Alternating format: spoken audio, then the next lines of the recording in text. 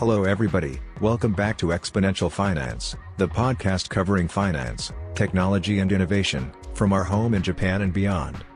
This episode is a recording of our premiere on LinkedIn Audio, where we exchange our impressions from the Singapore FinTech Festival held the week prior. We get to discuss the state of payments and crypto, and the coming convergence of these sectors, central bank digital currencies, the emerging opportunity for credit and lending, the surprising lack of AI during the festival, the hype of ESG, some aspects of digital banking, and last but not least, the regional rivalry between Hong Kong and Singapore. So let us dive right in. Right, good afternoon. It's shortly after 5 p.m. Tokyo time. My name is Norbert Gicke. I'm the founder of Tokyo FinTech, which is a non-profit organization registered in Japan, aiming to help drive innovation in financial services. And I'm joined by two of my good friends here. We've all been to the Singapore Festival last week, and we thought it would be a great idea just to reconvene afterwards and exchange perspectives, because it is a massive event and we went in different directions.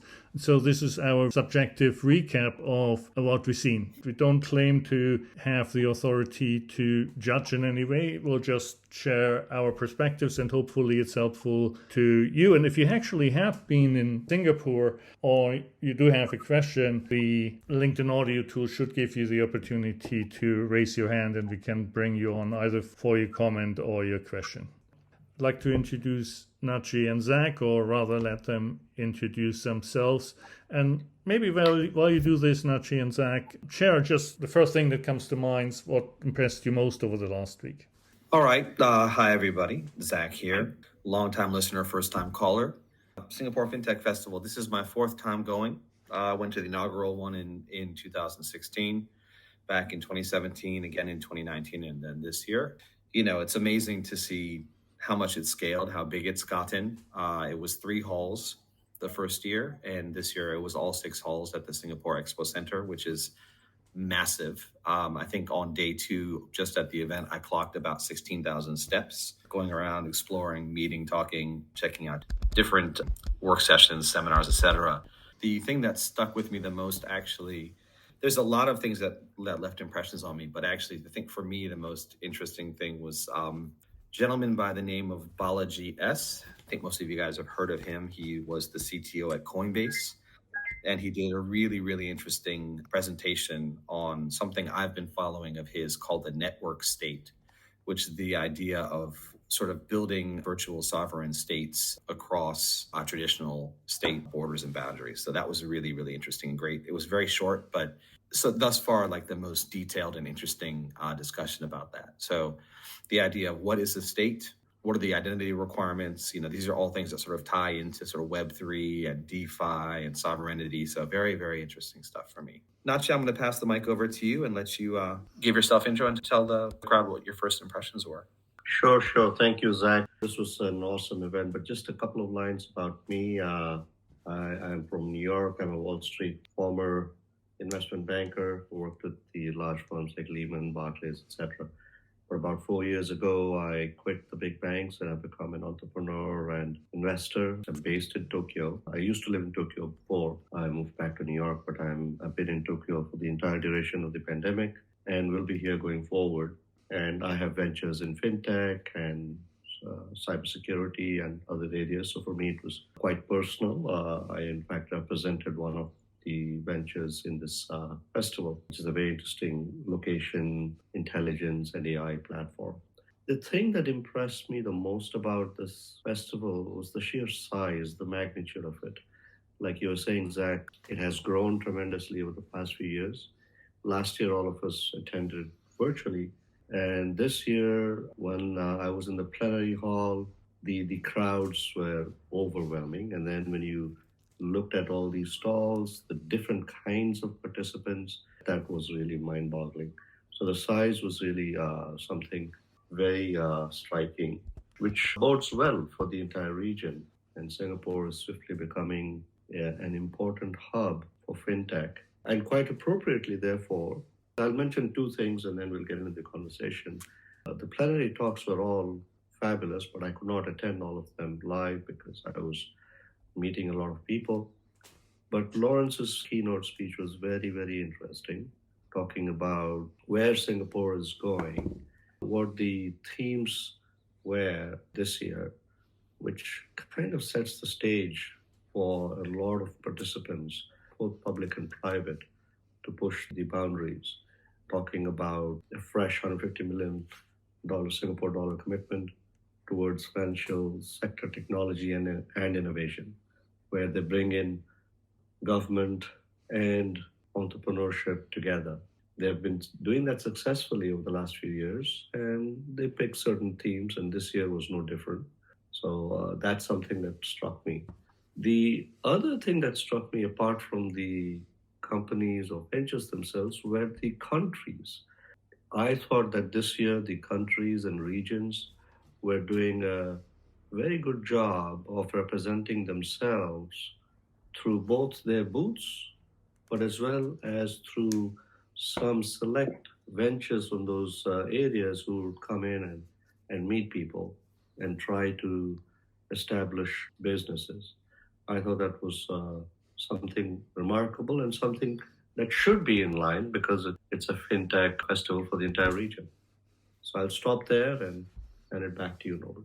Yeah, thank you. I think I can echo much of what you said. I found Lawrence Wong's speech very impressive as well. And maybe it's kind of the nature that we, like the politicians that don't govern our own country. So in conversation with some Singaporean friends throughout the week, I think they were maybe less impressed by their government overall, but I think the Deputy Prime Minister, they gave some due credit. So I think it was a clearly articulated vision and objectives for the country, which we don't hear that clearly from other folks. And I mean, clearly the world was coming together, and that's why we spent most time networking, I think, rather than listening to the speeches, which will be video recorded. In macro level, what I found a bit of shame, if you look at Asia and the Hong Kong Festival, Singapore Festival, they used to be in consecutive weeks. And this was all bundled in 1 week, I think Monday, Tuesday for Hong Kong, and then Wednesday, Thursday, and Friday for Singapore. Some people actually managed to do both, but it can be very, very tight. I can only make sense of it just from the perspective that the decision to actually hold both of them came pretty late, and that's why the dates overlapped. With the end of the Singapore FinTech Festival, they announced the dates already for 2023. So I would hope that kind of the schedule gets a bit easier again. From an Asia perspective, competition certainly is healthy, but then Asia is also competition with anybody else, and we want to have as many people as possible experience Asia and not have to choose between two locations, really. I agree, especially when you put this in a global context. The FinTech Festival in Singapore followed almost immediately after Money 2020, which is one of the biggest payment and FinTech conferences in the world. And we had our collaborators and business partners come directly from Vegas. If you want to create a similar impact, which Singapore can, because it's the only one of that size in the region, then it needs a little bit of breathing room so that people, especially from outside the region, can plan for it appropriately. So with engagement of the governments, there were an abundance of announcements throughout the week, and it was really hard to keep track of. But from the Monetary Authority of Singapore, certainly 2 announcements bundled together that focused on central bank digital currencies, CBDCs. One was around what they call Project Orchid, which was phase 1. And the MAS has been very clear and reiterated it this week as well that currently they don't see a case for a retail CBDC. However, they've done some pilots, proof of concept, on what they refer to as purpose-bound money, or PBM. So actually, as part of the Singapore FinTech Festival, there was an experiment that handed 5,000 times 20 Singapore dollars as an NFT into your wallet, and you could spend it at merchants throughout. So got some vouchers, 1 Sing, 2 Sing, 5 Sing, 10 Sing. not just making policy, but actually putting it into action. So that was cool to see. Then they announced a successor to Project Ubin, which is now Ubin Plus. I'm waiting for Ubin Plus Plus in a few years, I guess. And it's really around wholesale CBDCs, which are coming, specifically focused on cross-border FX settlements using these wholesale CBDCs. So as part of that, there will be Project Marina, which goes together with the Banque de France, the Swiss National Banks, and the BRS Innovation Hubs, plus a SWIFT sandbox for CBDCs, which apparently has 17 central banks participating. So things keep moving in that regard. And that, for me, was a major announcement from the regulatory side, reiterating currently no plan for retail CBDC, but some purpose, programmable money, basically, and then progressing on the wholesale side. Zach, coming back to you overall in FinTech, what was hot for you? What were the business models that struck you? I typically look at the FinTech Festival as a market bellwether, right? So like what's hot, what's coming, sort of forward looking. And from sort of that go-to-market perspective, for example, I'm looking at 4 years ago, how many crypto exchanges were there? I think at the time there was just a couple. 4 years ago, how many PSPs were there? Payment service providers, just a handful. And now what we're seeing, right, is a proliferation of exchanges and payment service providers, which I think is a great indicator of sort of where the market is going from I guess you'd call it a retail point of view. And so I think that where business is coalescing and where money is going is really, really interesting for me personally. Compared to when I first got started in FinTech, which was now almost a decade ago, just to see how deep and broad it goes was really impressive for me. I think ultimately, right, what we're still not seeing, to your point earlier about cross-border payments, I think there's still a lot of problem solving to be done in that space, and you can see a lot of novel solutions for it. There's still a lot to be done in cross-border transactions, even now, right? Everybody wants to get off of SWIFT and all of the traditional networks, but we still don't really have a clear solution for that. Sort of similarly to how we don't have a clear solution from my point of view anyway, about actually how to deliver the promise of crypto, more broadly speaking. Every year we get a little bit closer to that optimal state, but we're still like a little bit distant from cross-border, and liquidity are still huge challenges to solve.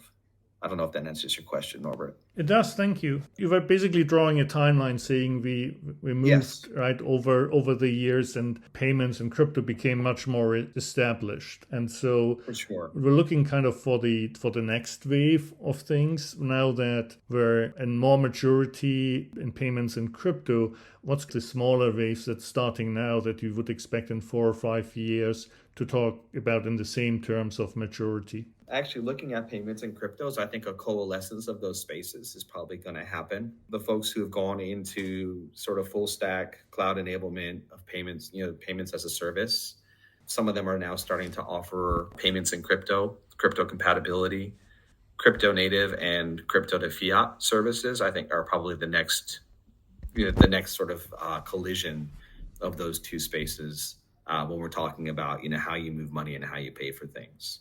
Again, 6-7 years ago, if you wanted to do a payments business in a market, you could go to like episode 6 and you could get a cloud-based stack that could manage your acceptance processing and settlement.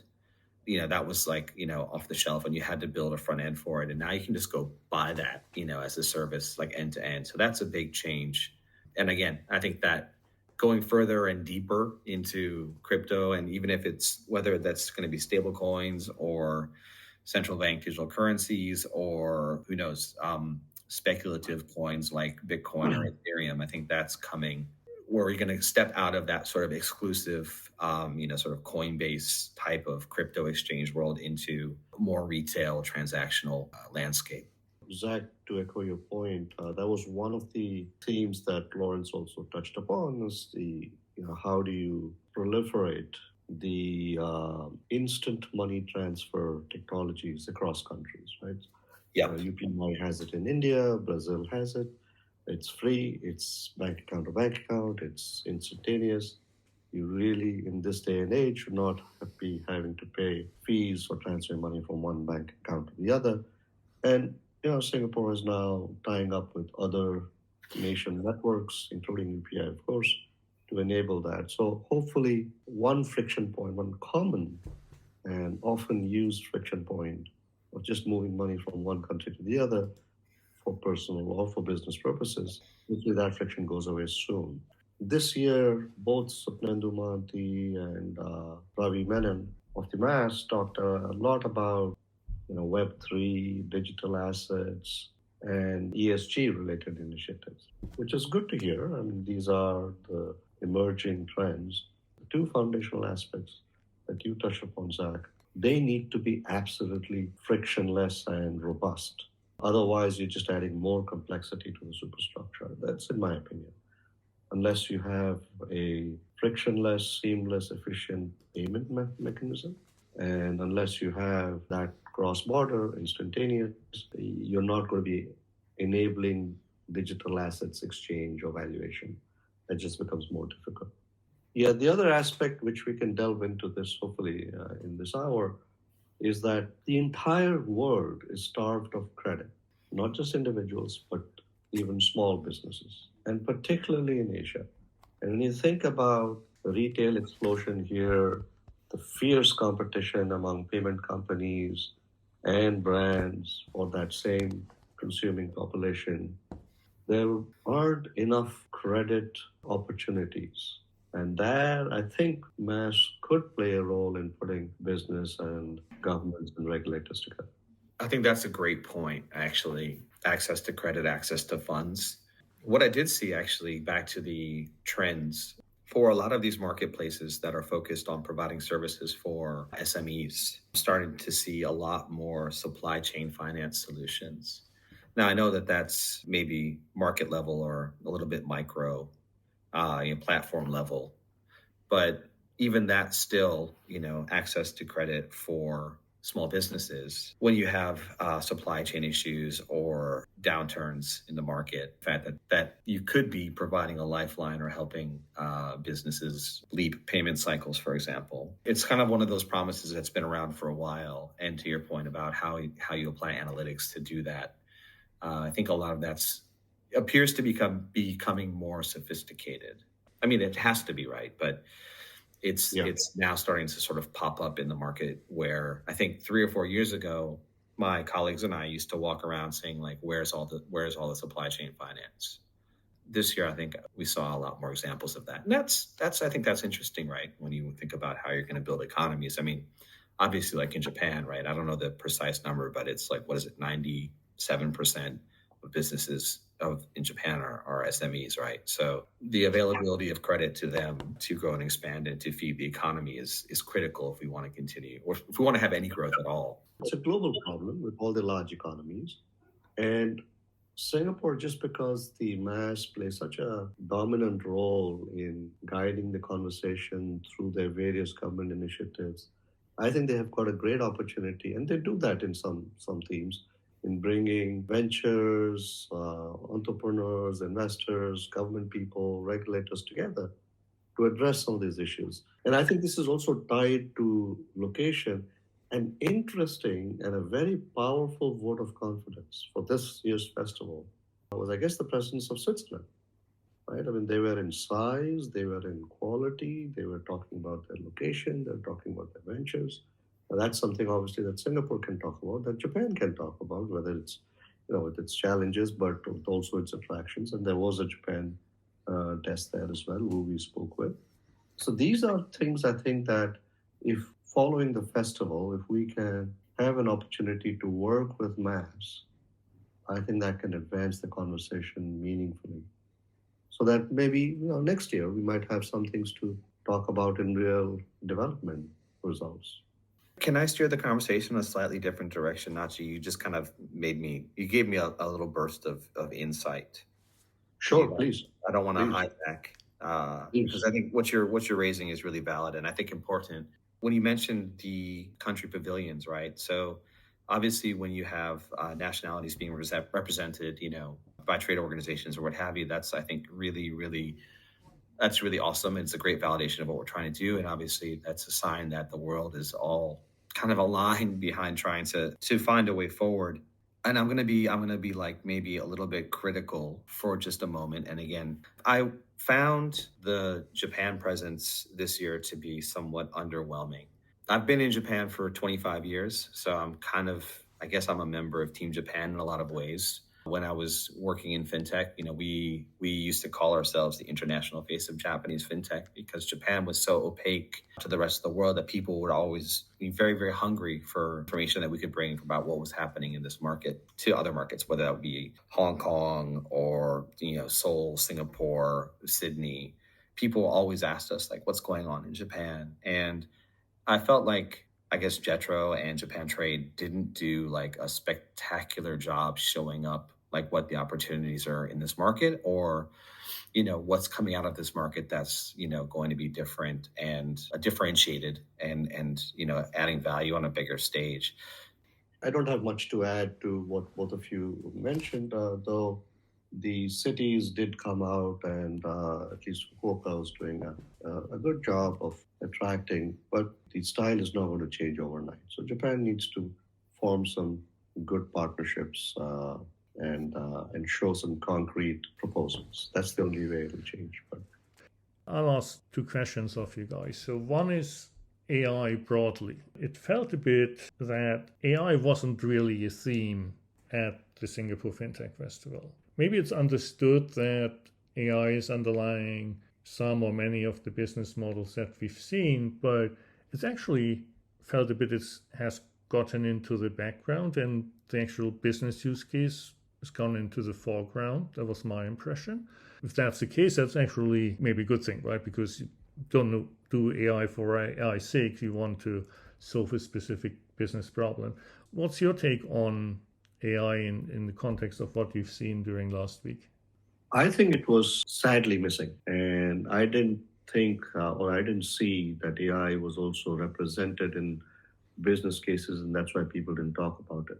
And that really shocked me because last year, if you remember, the Singapore FinTech Festival made embedded finance a big theme, and people talked a lot about AI. Now, of course, AI is also an abused term. People just talk about any algorithm being AI. But last year, we discussed a lot about how AI-oriented analytics, especially in embedded finance, especially in any company which is trying to rationalize its financial presence, makes a lot of sense. And come this year, I don't know, just because they thought of digital assets and Web 3.0, I really didn't see much of AI or AI-related ventures. I can be selfish and say, look, our venture was probably one of the very few that talked about how we are using AI for locational intelligence and retail and payment technology. I was hoping to see much more of that, especially around data and around individual services targeted towards individuals. It definitely wasn't a star this time around. But to the point about not having AI for AI's sake, I think I did hear a lot of discussion about AI, ML, NLP as enablers for technology. So I don't think it was absent, but I think it's no longer a trendy theme. It's just become, I think, very present in the background as an enabler was my impression. Oh, we've got a hand that went up. I'd love to toss it to the audience instead of me sitting up here preaching. Great to hear all of you speak on the Singapore event, and hello to my good friend Nachi. I'm currently based in Hong Kong, and I was just wondering how was the presence of Hong Kong in this event, and what was the general feeling of the current situation of Hong Kong vis-a-vis Singapore and the rivalry in terms of fintech leadership. So it'll be nice to hear your comments or take on that. Thanks. Let's say 4 or 5 years ago, there was a time where a lot of businesses were looking to set up hubs or jumping off points in Asia, and there were a lot of beauty contests between Hong Kong and Singapore. Fast forward, and we've had, obviously there's China risk, there's social risk, and it seems to me, just as a guy who's sitting and talking about this from Tokyo, so take this with a grain of salt, please. Singapore has really emerged as a clear leader in the region in fintech and innovation in a way that I think Hong Kong just can't reach. if it's about accessing China, right, which has kind of been the Hong Kong, invest Hong Kong pitch for a long time now, access to the Pearl River Delta. I think there's still opportunities there, but the rest of Southeast Asia offers huge growth opportunities. And yeah, of course, there's going to be risks in every market. But I think we've seen some very, very evident risk, either whether the social movements in Hong Kong or it's zero COVID and supply chain issues coming out of China.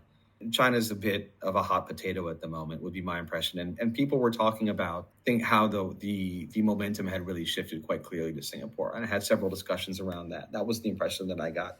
Nachi, did you have a similar impression? Yeah, and I'll add a couple of different strands. So I know this is also closer to home for DK because he lives in Hong Kong. See, over the past 3 years, there's been a clear migration of businesses, investors, and individuals from Hong Kong to Singapore. Singapore has also created new entities, VCC, for example, that makes it easier for ventures and investors. So that trend has continued, and you can see that. I did have a lot of my friends and business associates who still are not Hong Kong Chinese, who still live in Hong Kong, and they happen to live in Hong Kong. They transact business globally.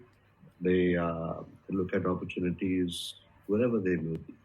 And for them as well, there's no business in China right now. Think about, so where they're doing businesses? They're doing businesses in Singapore, Thailand, Japan, US, wherever they can be.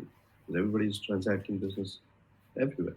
Hong Kong is still attractive from a finances perspective, taxes and the fees associated, that's still attractive. So people have continued to stay there. But one common theme is they can hop at any given time.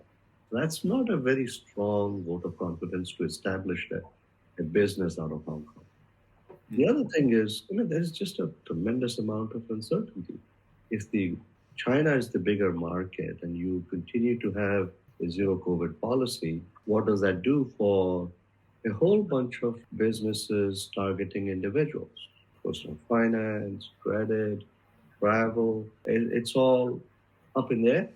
And 3 years is a long time. So investors get antsy, entrepreneurs get antsy. So we saw that. We saw manifestations of that at an individual level. And unfortunately, the timing of the Hong Kong festival and the Singapore one didn't help, right? If they were at least a few weeks apart, maybe we would have gotten some businesses and maybe there would have been slightly different people. We'll just loop back to the ESG point that we started to capture. I think I'll just end with the comment I started with, which is I don't get it. I don't get the emphasis on it. I mean, what I feel is that businesses are using ESG as quote unquote a differentiator. And it's a theme with big corporates. And in that regard, I feel like the festival this year, rather than being a bellwether and looking forward at, the relevant trends in FinTech in particular, I feel like it was actually it's a lagging indicator of what corporates care about more than what people in FinTech care about, was just kind of my initial impression. I mean, you could talk about how ESGs are going to, help people, help democratization, create new opportunities. And those things are some of the value that you offer through FinTech. But it really felt to me like an afterthought or like a corporate messaging thing more than an actually applied thing. And the ESG stages that I went to, a couple of those, and they varied so widely in their themes. And of course, ESG is very widely as well. But it just didn't feel like there was any theme to it or any consistency to it other than big corporate saying we do ESGs and we're great. I'll give you a slightly different perspective from my angle. One of my ventures is centered around accurate carbon capture, using the blockchain ledgers to record it, providing transparency, and actually getting it certified from a third party so that whatever green you've used or not used is accurate. And we came up with that because we found a lot of misreporting, so-called greenwashing. And we came up with a lot of associated governance issues. So to some extent in this festival, in the ESG branch, let's say, there was talk of some initiatives around creating appropriate dictionaries, creating appropriate measures so that you could have you could begin to have a standardized language around governance, around reporting, and about verification, the G part of ESG, right? So that was what I saw. Far too little to your point, and not enough of an implication. I didn't focus on that venture of mine, so that didn't come out. But if it was a bigger play and if there was enough time, I think that's what would have helped. If you had a few ventures saying, look, we're doing X, Y, Z for this particular aspect of ESG, and this is how it's actually helping our stakeholders. That would have made it more interesting. Yeah, for me, it was like a good opportunity to get to know a few companies in this space and what they actually focused on, because I have so far pretty much ignored ESG as a business opportunity or as looking at the startup ecosystem in that space. So just being able to stand at a booth and ask them, like, what is this reporting? What is scope 1, 2, 3? So I feel like I got my 101 education done there. And just kind of from a corporate perspective, HSBC took part in the Innovation Lab crawl. And as part of that, they had a pitch competition of 6 startups. So these were the finalists selected to essentially pitch for business with HSBC. And the competitors came from a wide range of areas. So it was from a bond marketplace to crypto risk management to kind of credit for SMEs, something we talked about as well earlier here. And the company that won was Kogo, which does kind of some of the accounting and reporting based out of New Zealand, and took it maybe more as an indication of where HSBC feels the pressure and maybe doesn't have an adequate solution. Then, because comparing these 6 startups that pitched is a bit like apple to oranges to whatever, blueberries and so on. They were very, very different. And so taking the fact that Kogo won was a bit like, okay, that's a need for HSBC. That's what I took away from that. The other things that I've learned, which came surprising to me, but probably is common knowledge for people in Singapore, is going to a presentation of UOB's digital bank tomorrow. And they were pretty open. So it was all, they said, like, not confidential information. They probably have given these speeches a few times already. But UOB built their digital bank onto a legacy core, which I found surprising given that you're going into Indonesia, into Thailand as the initial markets for that. And so presumably, if you use legacy technology, then you have a higher price point. So they were also saying that they're clearly not going at the lowest market segment in these markets, more at the higher end, and that rather than rebuilding the core, they spend lots of effort on cleaning the transaction data. So it's actually can generate actionable insights for the bank and for the customers, and they felt there was more value coming out of that.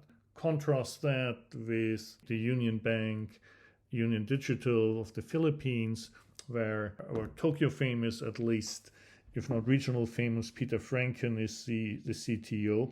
They also use the Singapore FinTech Festival to announce their milestones. So they launched 3 or 4 months ago. They've got like 1 million customers onboarded, and they use Thought Machine as the core, which is probably one of the most advanced engines that you can have. Now, in the initial rollout, they still have relatively plain vanilla products, but the Thought Machine engine gives them the capability, especially when you get into the lending space, to come up with products that are more sophisticated and kind of break down the barriers in the classic product silos that we have today. So I'm really curious to see what they are building with Union Digital in the future. Yeah, I think that was a good, strong theme this year. And it goes to the point I was making earlier is that unless you have that core infrastructure in place, digital banking infrastructure, and seamless transfers, it's hard to build Web 3.0 and digital assets on top of it. So we've got about 5 to 6 minutes left. It's almost final thoughts, takeaways. What are you going to do next type of question? I want to hear what Nachi's going to do next because I'm going to follow him, whatever he does. So, like I mentioned, Singapore FinTech Festival has been growing from strength to strength. It was great to come back to a physical event and to see the size of it. Everybody was present. I was joking to Norbert that the entire Singaporean population was present on the first day. It was great to see high-profile keynote speakers, both from business and the government. Senior management of ventures and banks were all there. And I'm sure we'd love to hear the recordings of those panel discussions. A lot of businesses from around the world, not just from the region, were there, which I like very much. What I would like for the festival to do are some really practical things. One is, as the festival has grown so big, it has also become very difficult to navigate. It was extremely difficult to find the people you want to meet because it's 3 days and it's a lot of people. You can't obviously do everything, so you want to select, and the apps and the selection criteria didn't work as efficiently as they should. So that's one area I would like to see the festival improve.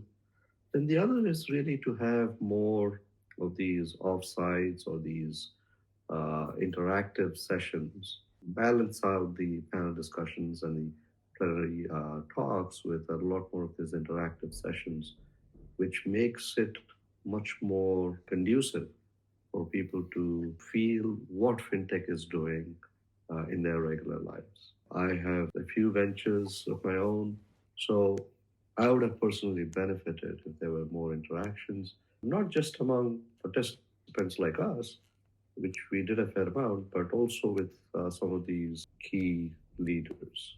That would have helped advance the conversation a lot more, in my opinion. I think that's actually a great point, Nachi. Just to extend on that and build on that, what I think we are missing, there's so many sort of networking event, after party, swanky, go drink expensive booze in fancy bars kinds of events. And if you're a natural networker, or if you have, if you're already connected to people, maybe you can go to meet those people at those events. But I would have liked to see the festival take a more active hand in curation, both with timing, because there were, triple, quadruple booked on most evenings, but also, to your point, finding ways to make some of these wonderful, somewhat high profile members accessible to those of us who were visiting for the event. That would have been, I think, really the icing on the cake to add a dimension to what was, I think, overall a spectacular event.